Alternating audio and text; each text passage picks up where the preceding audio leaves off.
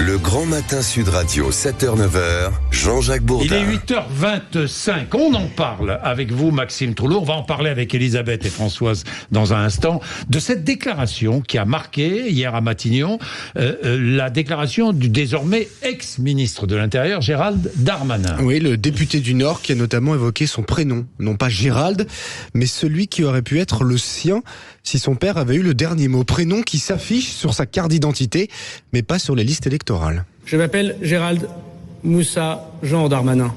Mon père, à la maternité de Valenciennes, voulait écrire Moussa Darmanin, du nom de mon grand-père, tirailleur algérien qui avait servi la France.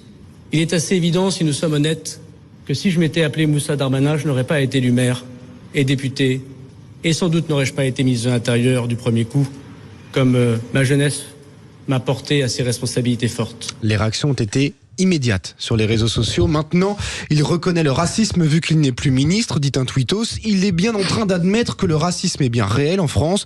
Vaut mieux tard que jamais. Même si certains ne partagent pas totalement ce constat. Un tweetos écrit par exemple: les pleurnicheries, ça va bien. 2 minutes.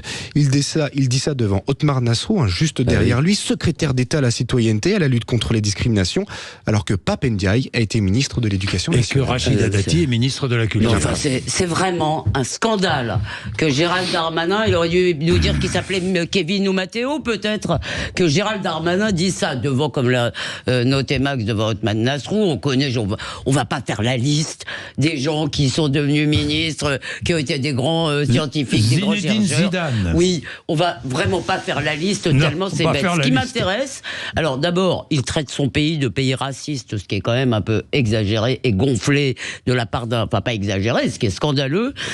Mais là, je me tourne vers Françoise, parce que moi je suis nulle en calcul politicard, mais elle comprend tout, elle est dans leur tête. Pourquoi est-ce qu'il a dit ça, selon vous? Qu'est-ce qu'il veut faire? Parce qu'il contrebalance, parce qu'il voit bien qu'on part vers quelque chose d'encore plus dur dans lequel il n'a pas sa place, c'est-à-dire une espèce d'alliance droite très réactionnaire, très dure et extrême droite, qui est de toute façon presque de fait au pouvoir.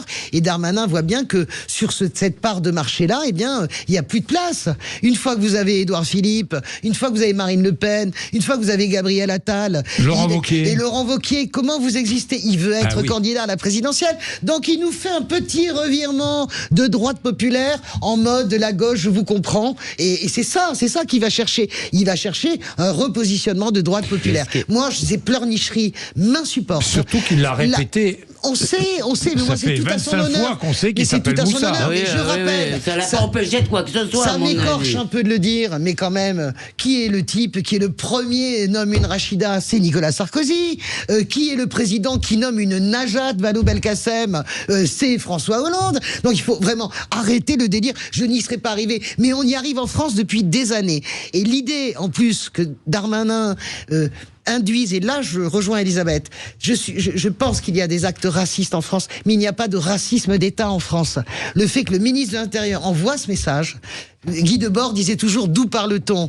On parle du ministre de l'Intérieur. Non mais pardon, il y a non seulement pas de racisme d'État, mais toutes les études montrent que les préjugés racistes sont en chute libre depuis des années. Il y a du racisme, ça existe. C'est d'ailleurs, j'ai dit, j'ai pas dit que ça n'existait pas, j'ai dit qu'ils sont en chute libre. C'est d'ailleurs la raison pour laquelle on les tolère de moins en moins. Moins il y a d'inégalités, plus elles nous sont intolérables.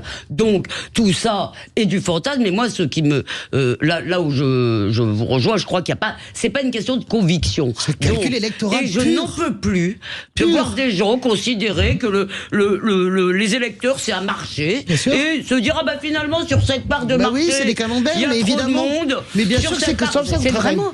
Françoise, vous savez, quand je suis en train de parler, c'est compliqué de vous parler dessus. C'est chacun a sa part de marché, puis on se dit tiens, je vais changer finalement. Là demain, je vais me mettre sur un autre marché. Mais c'est ça la politique. Mais regardez Jacques Chirac. Non mais Jacques Chirac, est-ce que c'est malheureusement ça? Non mais sérieux, vous le découvrez seulement maintenant. Moi je le découvre pas, ça fait longtemps. Jacques Chirac. Non, vous découvrez maintenant que je suis naïve. Ça c'est vrai. Non, je crois quand même qu'on...